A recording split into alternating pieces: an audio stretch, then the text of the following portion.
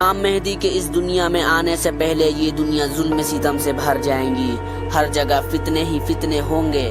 نبی پاک صلی اللہ علیہ وسلم نے فرمایا کہ امام مہدی کے ظہور کے بعد زمین سبز ہو جائے گی، جس سے پتہ چلتا ہے کہ امام مہدی کے ظہور سے پہلے زمین بنجر ہو جائیں گی اور دنیا میں فوڈز کی شارٹیج ہو جائے گی، جو کہ آپ خود بھی ابھی دیکھ سکتے ہیں کہ کس طرح کلائمیٹ چینج کے ہر سال ایگریکلچر کو ڈیمیج کر رہا ہے۔ امام علی علیہ السلام نے فرمایا امام مہدی کے ظہور سے پہلے ایک فتنہ پھیلے گا جس میں لوگ ایسے تپے جائیں گے جیسے بھٹی میں سونا تپایا جاتا ہے، پھر لوگ کافروں سے جنگ کریں گے، پھر یہ جنگ۔ اس کے بعد نبی پاک صلی اللہ علیہ وسلم کے ایک اہل بیت سے ایک انسان ظاہر ہوگا جو مسلمان کو اکٹھا کرے گا، اللہ ان پہ اپنی نعمتیں نازل کرے گا۔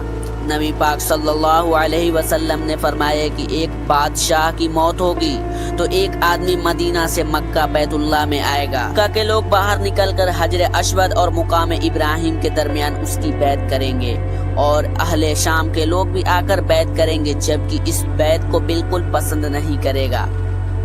پھر قریش سے ایک آدمی نکلے گا اور وہ ایک لشکر لے کر اہل شام سے امام مہدی کو قتل کرنے آئے گا، لیکن اللہ اس لشکر کو مکہ اور مدینہ کے درمیان ریگستان میں دھسا دیں گے۔ جب لوگ یہ دیکھیں گے تو شام سے اللہ ولی عراق کے بہترین لوگ اس کے پاس آئیں گے اور اس کی بیعت کریں گے۔ امام علی رضی اللہ تعالی عنہ نے فرمایا وہ مہدی اس وقت نظروں سے چھپ جائے گا، غریب اور مسافروں میں سے ہوگا۔ جب اسلام غربت کے عالم میں اس اونٹ کے طرح ہو جائے گا جو تھکاوٹ سے اپنی گردن ڈالے ہوئے ہوتا ہے، تو اس وقت زمین اپنے خزانے اڑیل دیں گے اور اس کے سامنے اپنی چابیاں ڈال دیں گی، پھر وہ تمہیں دکھائیں گے کہ انصاف کیسے کیا جاتا ہے۔ پھر امام مہدی کا ساتھ دینے کے لیے خراسان سے ایک جھنڈے لہراتے ہوئے ایک فوج چلے گی جو کہ امام مہدی کے فوج کے ساتھ جا ملیں گی۔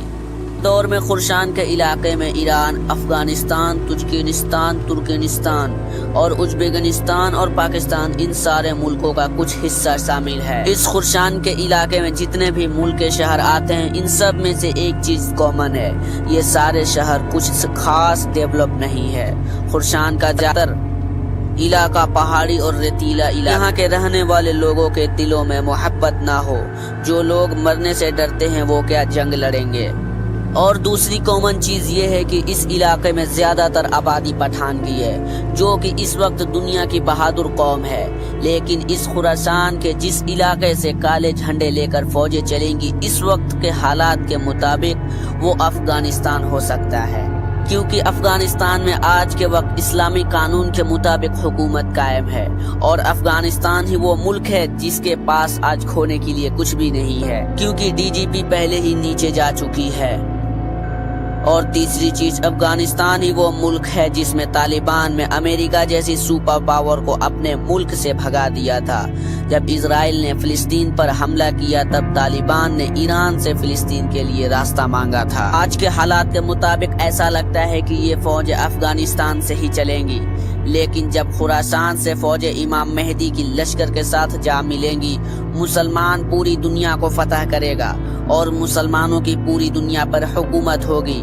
حضرت محمد صلی اللہ علیہ وسلم نے فرمایا کہ رومین سدابیک نام کا ایک جگہ پر جمع ہوں گے اور مسلمان بھی جنگ کی تیاری کر رہے ہوں گے، اور مدینہ سے رومینز کے خلاف فوجیں گرجیں گی اور دونوں فوجیں آپس میں جنگ کریں گی۔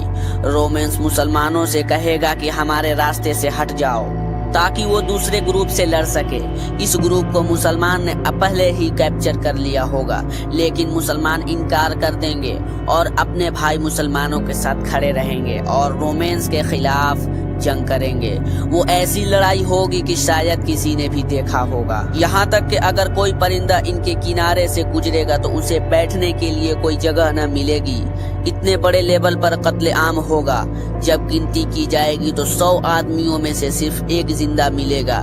اس جنگ میں مسلمانوں کے 3 حصے ہوں گے، جن میں سے ایک حصہ ڈر کر جنگ چھوڑ کر بھاگ جائے گا، اسے اللہ کبھی معاف نہیں کرے گا، اور ایک حصہ شہید ہو جائے گا جو اللہ کے نظر میں بہترین شہید ہوگا، اور آخری حصہ جنگ جیت جائے گا۔ कॉन्स्टेंट को फतह करेगा। जंग खत्म होने के बाद जब मुसलमान माले गनीमत में मशरूफ होंगे तो शैतान पुकारेगा कि दज्जाल ने तुम्हारे घरों में तुम्हारी जगह ले ली है, और उसमें मुसलमानों में हंगामा पैदा होगा और वो बाहर निकलेंगे, लेकिन इसका कोई फायदा नहीं होगा। दज्जाल के इस कंफ्यूजन से डील करके मुसलमान सीरिया जाएंगे।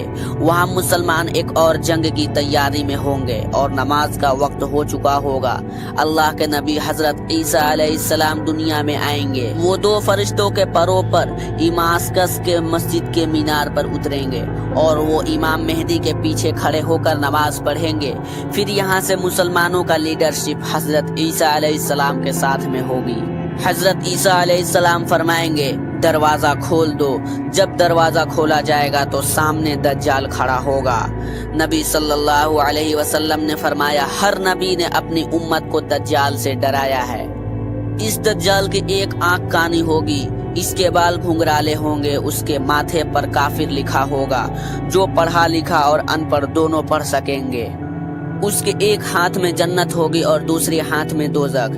दोज़ख हकीकत में जन्नत होगी और जन्नत हकीकत में दोज़ख होगी।